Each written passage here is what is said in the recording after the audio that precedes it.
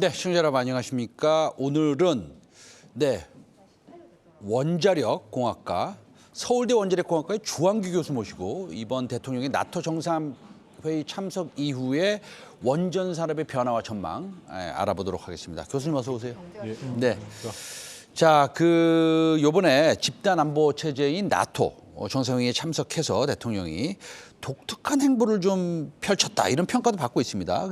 특히나 원전 세일즈에 조금 열정적이셨는데 일단은 전체적으로 어떻게 평가를 하십니까? 예, 나토에 여러 국가가 있지만 그중에 이제 동구권 여러 국가들이 있거든요. 체코, 폴란드, 루마니아, 불가리아 이런 나라들이 최근에 이제 신규 원자력 발전을 시작하는데 아주 적극적입니다. 거기에 이제 우리나라가 지금 세계적인 그런 원전 기술 경쟁력과 가격 경쟁력을 가지고 그들의 요구에 이제 부응할 수 있다 이런 측면에서 이번에 가져가지고 특별히 체코와 폴란드 원전 공급에 우리가 큰 역할을 할 수 있다고 그렇게 얘기를 하신 거죠. 알겠습니다. 자, 지금은 시장은 원전에 대한 관심이 대단합니다. 근데 이번 원전 세일즈의 경우에서 사업자 선정이 임박한 나라가 있는데 그 나라가 체코하고 폴란드입니다. 그렇죠? 그렇죠. 예. 근데 체코하고 폴란드에 원전 수출하면 우리가 턴키를 수출하는 겁니까? 아니면 특별한 어떤 소위 특정 기술을 수출하는 겁니까? 옛날에는 턴키라고 그랬죠. 근데 네. 이제 요새는 이제 그걸 EPC라고 합니다. EPC. 엔지니어링, 프로큐어먼트, 네네. 컨스트럭션. 네네. 그러니까 설계, 구매, 건설을 다 하는 네. 거죠. 그래서 우리나라 설계인 소위 APR 1000 이런 원전을 설계를 가져다가 또 우리나라 각 공급 업체에서 설비를 조달해서 건설하는 것까지, 그다음에 시운전까지 하는 것까지 다 하고 이제 향후 운전에도 참여를 할 수 있다고 이렇게 봅니다. 알겠습니다. 그러면 폴란드는 그러면 얼마나 돈을 들여가지고 지금 사실 계획을 하고 있는 거예요? 폴란드가 지금 6기 한다 그러는데요. 네네네. 6기가 요새 한 5조 하나에 한 5조 이상 되거든요. 네네네. 근데 이제 그러면 한 30조 정도 될 건데요. 한 40조 규모로 생각한다고 하는 거예요. 40조 정도로 생각한다. 네. 요거 하나 중간에 여쭤보고 싶은데 우리나라 원전 잘 만들죠. 근데 네. 이제 프랑스도 잘 만들고 영국도 잘 만드는 것도 알고 있고. 영국은 못 만들고. 못 만드는 겁니까? 네. 근데 이렇게 좀 잘 만들어가 한두 군데 있는 것 같은데 특히나 우리나라에 와서 원전을 조금 이렇게 뭐라 그럴까요? 기술 수출 좀 해달라라고 하는 특별한 이유가 있습니까? 두 가지죠. 하나가 이제 기술이 우수해야 되고 네네. 최첨단 그런 기술을 다 장착한 그런 원전이어야 되고, 두 번째가 이제 가격 경쟁력이죠. 근데 지금 말씀하신 프랑스도 이제 우수한 원전이 있지만 가격이 우리의 2배 정도 되고요. 미국은 이제 자기 설계가 있어요. AP1000이라는 원전 네. 설계가 있는데 그걸 이제 자기네 나라에서 한번 지어봤는데 지금 가격이 한 3배 정도 이렇게 됐어요. 그 이유가 거기는 미국은 이제 오랫동안 안 졌기 때문에 아까 말씀드린 구매와 건설을 하고 그러는데 EPC요? 공기 지연이 되고 그러다 보니까 이제 공사비가 엄청 올라갔거든요. 그래서 우리는 미국의 3분의 1, 프랑스의 2분의 1 정도의 그런 가격으로 최고의 원전을 안전성 같은 게 입증된 그런 원전을 제공할 수 있으니까 체코와 폴란드가 이제 관심을 갖고 있는 거죠. 결국에는 얼마에 만들 수 있느냐? 그게 제일 중요해요. 얼마나 싸게 만들 수 있느냐? 그러면서 또 안전하게 만들 수 있느냐? 안전은 기본이고 이제 네네. 얼마나 싸겠냐인데 이 원전은 또 근데 이제 그거 이외에 또 이제 국제 정치의 어떤 요소가 있는 거죠. 이제 그런 것까지 고려를 해서 수출해야 됩니다. 알겠습니다. 자, 요즘에 주식시장에서 약간 화두로 가끔씩 떠오르는 것이 SMR입니다. 그렇죠. 예, 이게 소형 모듈 원자로인데 이거 아직 개발도 안 됐고 개발되려면 좀 시간이 오래 걸리고 그렇다고들 하는데 어떻습니까? 이게 바로 무슨 누가 만들어서 바로 제공하거나 설치할 수 있는 그런 기술이 이미 확보된 겁니까? 지금 사실은 잘 안 알려져 있는데요. 네네. 우리나라가 제일 먼저 이렇게 SMR을 개발해서 건설할 수 있는 준비까지 가 있는 그 SMR이 있습니다. 그게 스마트라는 원자로인데요. 네네. 그게 이제 사우디아라비아에 네. 건설 예정이 돼 있다가 지난 정부의 그 탈원전 이런 것 때문에 좀 뒤로 쳐졌는데 이제 그런 게 하나 있고요. 지금 이제 제일 앞서서 나가고 있다는 세계적으로 네네. SMR이 뉴스케일에서 짓는 건데요. 네네. 그 설계가 이제 스마트보다는 조금 더 이렇게 안전성이 증진된 네. 그런 설계입니다. 그런데 이제 미국은 그 설비를 제작할 수 있는 능력이 충분치 못해요. 그래서 이제 그런 원자로라든지 그 안에 있는 증기 발생기라든지 뭐 이런 거를 두산중공업 같은 데서 이렇게만 이제 제작을 할 수 있거든요. 그러면 교수님, 뉴스케일에서는 SMR을 설계는 할 수 있는데 진작 만들려고 그러면 조금 못 만든다는 그런 말씀이시네요. 그렇죠. 뉴스케일은 설계 회사입니다. 설계하고 실험하고 그래서 네. 그 설계를 검증한 건 네. 있는데 그 용기를 만들 수가 없는 거예요. 아하. 그래서 그거를 이제 두산중공업이 거기 이제 투자를 하면서 같이 이제 제작을 해주겠다. 그래서 이제 그렇게 진행이 되고 있는 거죠. 알겠습니다. 약간 반도체 생각납니다. 뭐 예를 들어서 뭐 애플에서 디자인을 하면 패블레스에서 뭐 대신 만들어주고 TSMC나 삼성전자 같은 데서 어쨌든 그렇게 생각이 나는데 소형 모듈 원자로 분야에서도 우리나라 최강국이군요. 그렇죠. 아까 말씀드린 대로 스마트라는 거를 이미 세계 최초로 설계를 해서 소위 설계 인증까지 받은 게 있거든요. 근데 이제 그게 뉴스케일 원자로보다 좀 비싼 문제가 있는데 네. 그래서 비싸더라도 그걸 쓸 수 있는 사용할 그런 나라들이 있습니다. 용도가 뭐 사우디아라비아라든지 네네. 뭐 캐나다든지 필리핀이라든지 이런 도서 지역에서는 쓸 수 있거든요. 그래서 그런데 수출을 하는 거를 우리가 모색을 해봐야 됩니다. 네, 알겠습니다. 오늘 주한규 교수님이 서울대 원자력공학과 원자핵입니다. 원자핵공학과 죄송합니다. 예, 이제 권위자신데 자 그러면은 소형 모듈 원자로 이게 이제 SMR이라고 그러는데 이거 이외에 또 특별한 기술 조금 찝어주시면 우리 시청자 여러분들이 뭐 원자력에 대해서 전문가들이 많이 없으실 테니까 네. 좀 쉽게 좀 찝어주시면 또 어떤 것들이 있을까요? 원전을 건설하는 데 있어서는 네네. 뭐 원자로라든지 증기발생기, 펌프 이런 주기기, 아주 네. 대형 기기 이런 네. 것뿐만 아니라 네. 작은 기기들도 많이 필요합니다. 네. 주기기는 이제 두산 에너빌리티 이런 네네. 데서 공급을 하지만 네. 예를 들면 이제 원자로가 있으면 원자로 그 헤드가 있거든요. 네네. 그게 몸통하고 붙어 있는데 거기 볼트 너트로 체결이 돼 있잖아요. 네네네. 그거를 뭐 조이고 풀고 하는데도 네. 아주 그게 특별한 기술이 필요한 거예요. 1mm의 오차도 있으면 안 되겠네요. 그렇죠. 그리고 이제 네. 볼트 같은 게 아주 세게 이렇게 조여져 있는데 너트가 그걸 네. 풀려면 볼트 이렇게 늘려 들어가지고 너트를 돌리고 네.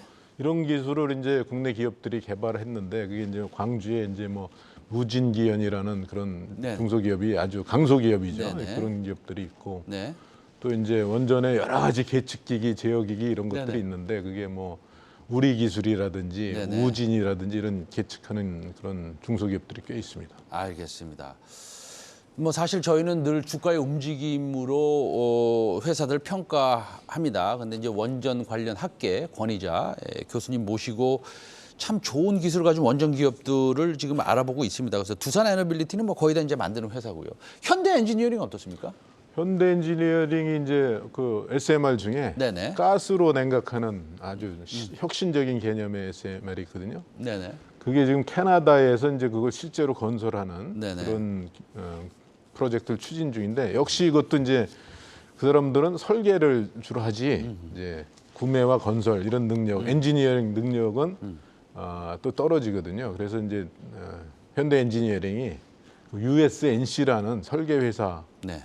하고 이제 같이 이 작은 사실 그거는 SMR보다 더 작은 마이크로 모듈러 리액터인데 MMR이라고 그러는데 네네. 이거를 실제로 구현하는 그런 엔지니어링을 하게 됐다고 합니다. 거기 투자를 했다고 합니다. 스몰 모듈 SMR, 마이크로 모듈. 근데 마이크로 모듈도 소위 말해서 전기 생산량이 뭐 웬만하지 않을까요? 그거는 이제 15,000kW. 네네. SMR은 30만 kW. 네네. 그 15,000kW 정도 되면 이제 뭐 대학의 캠퍼스 네네. 이런 데 동력원으로 네네. 쓴다든지 어떤 큰 아파트 단지 뭐 지하에다가 이렇게 동력원으로 쓴다든지 그렇게 하는 겁니다. 알겠습니다. 여기서 이제 더 나아가기 전에 네. 요건 하나 여쭤봐야 될 것 같아요. 왜냐하면 이건 모든 국민들의 관심사이기도 하고 뭐 전 세계인의 관심사입니다. 여러 가지 이제 뭐 후쿠시마도 그렇고요. 예, 뭐 러시아도 과거에 좀 그랬고 좀 문제가 있지 않았습니까? 이런 안전성의 문제에 대해서는 뭐 어떻게 생각하십니까? 이게 국민들께서 잘 못 아시는 거하고는 다르게 네. 원자력이 소위 생명 안전성이 가장 높은 발전 수단입니다. 아하. 여태까지 이제 원자력 발전소가 한 40년, 60년 동안 네네. 뭐 한 600여 기 이렇게 건설돼서 운영돼 왔는데 네네. 여태까지 원전 사고로 죽은 사람은 네. 40여 명에 불과하고요. 네. 그래서 그게 이제 EU에 지난번에 텍소노미에 원자력을 포함시킬 때 그 안전성 분석을 했는데 네네. 1조 킬로와트시 전력 생산에 몇 명 죽는가 그 치명률을 계산을 네네네. 했어요. 그게 0.5명이에요. 네네. 우리나라는 여태까지 40년 동안 발전한 양이 네. 4조 킬로와트시예요. 네네. 그럼 2명 정도 죽었을 건데 네. 2명도 안 죽었죠. 그러니까 아하. 그만큼 이제 원전이 위험할 수는 있는데요. 네네. 관리가 가능하다는 겁니다. 그래서 그게 이력으로서 그 안전 관리 이력이 잘 입증돼 왔다 이렇게 말씀드립니다. 알겠습니다. 그러면은 뭐 일단은 그런 데이터가 말을 해주고 있네요. 그렇죠. 자, 정부는 2030년까지 원전 10기를 수출을 한다고 목표를 세웠습니다. 이거 조금 공격적이네요. 실현 가능성이 있습니까? 네, 지금 이제 얘기되고 있는 게 사우디의 2기, 뭐 체코의 2기, 폴란드의 6기 뭐 이런 게 있고요.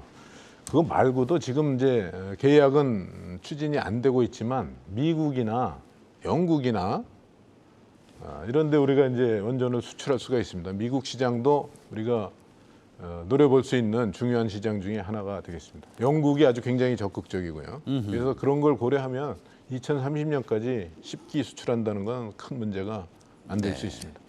자, 요즘에 제가 살짝 까먹어서 그런데 지금 원전 닫았다가 다시 재오픈한다는 원전이 어떤 거죠? 그 신한울 건설이죠, 건설, 예. 건설이 중단됐다가 네네네. 다시 재개를 하려고 하는 게 신한울 3, 4호기죠. 그 신한울 3, 4호기가 재개가 언제 됩니까? 지금 건설 재개를 뭐 즉각했으면 좋은데 예, 그게 이제 지난 과거에 네네. 소위 환경 영향 평가라는 거를 받아놓은 게 있는데 그게 기한이 만료가 됐어요. 그래서 그걸 다시 하려면 뭐 측정 자료도 다시 구해야 되고 그러는데 네. 그런 걸 좀 신속히 처리를 하면은 뭐 내년 말이나 네. 뭐 늦어도 후년에는 착공이 가능할 거로 보입니다. 알겠습니다. 늦어도 후년이면 착공이 가능한데 그러면 우리가 원하는 원전만큼의 량으로 전기를 생산할 수 있다라고 하면 실제적으로 우리가 국민들이 느끼는 피부로 느끼는 전기값이 많이 싸질까요? 원전이 이제 우리나라 전기를 낮게 유지하는데 아주 네네. 중요한 역할을 해왔거든요.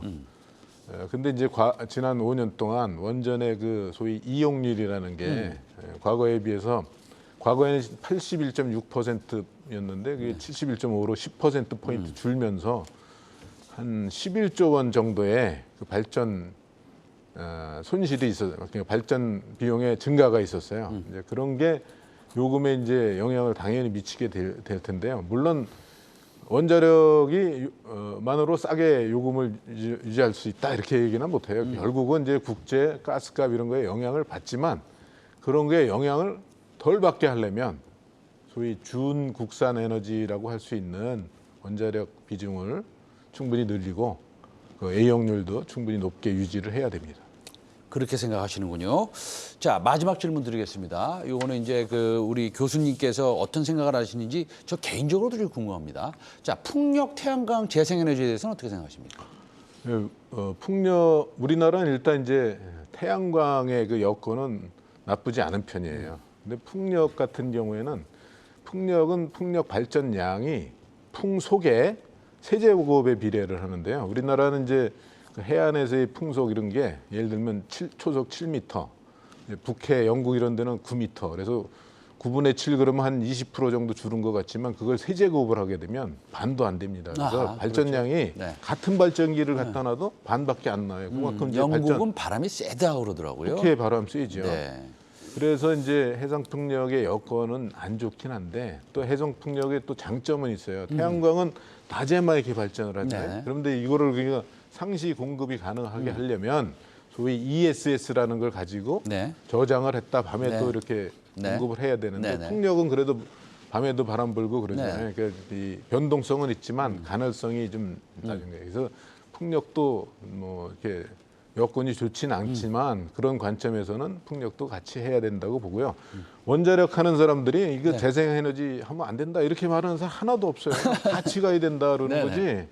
예. 알겠습니다. 결국은 이제 청정 에너지로서 재생 에너지도 필요한데 좀 비싸단 말이에요. 아까 지금 말씀드린 대로 ESS가 필수고 그러려면 네네. 비용이 올라가는데 그 비용 올라가는 걸 좀 덜 올라가게 하려면 기저전원으로서 충분히 원자력 발전을 유지해야 된다 알겠습니다. 이렇게 얘기를 하는 거죠. 네, 어쨌든 상호 좀 보완적으로 가야 되고 그렇죠. 원전하시는 분들은 절대로 풍력 에너지나 태양광 에너지를 반대하시는 게 아니고 네, 네. 원전도 사실은 클린 에너지로서의 역할을 할 수 있게끔 조금 뭐 우리가 생각을 해보자라는 말씀이시죠. 네, 네. 알겠습니다. 그리고 청정 에너지. 예, 청정 에너지죠. 이제 마지막으로 우리나라 SMR 기술은 세계 최고다. 이거 다시 한번 강조해도 되겠습니까? 정확하게는 이제 제작 기술이라고 봐야 제작 되고요. 기술. 설계는 세계 최고라고는 말할 수 없습니다. 이제 알겠습니다. 우리가 시작은 먼저 했지만 신개념을 도입한 건 이제 미국 회사들이. 알겠습니다. 오늘 서울대 원자핵공학과 주한규 교수님 모시고 자, 원자력 SMR에 대해서도 좀 여쭤봤고요. 그다음에 개인적으로 또 풍력과 태양광에 대해서 어떻게 생각하시는지 한번 여쭤봤고요. 자, 그리고 원자력이 얼마나 안전한 에너지인지도 한번 코멘트 들어봤습니다. 오늘 말씀 대단히 감사합니다. 감사합니다. 예.